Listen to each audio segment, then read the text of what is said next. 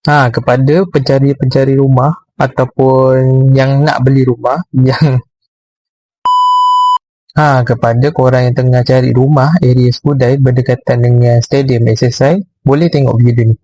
Jom.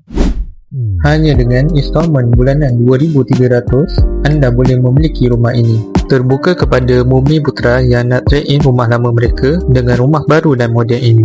Rumah ini adalah dari projek baru. Projek perumahan ini beralamat di Taman Alma, Skudai, Johor.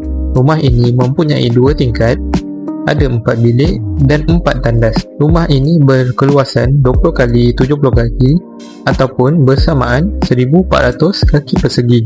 Rumah ini juga berdekatan dengan Stadium Sultan Ibrahim. Jadi, kepada mereka yang minat bola tu mesti suka.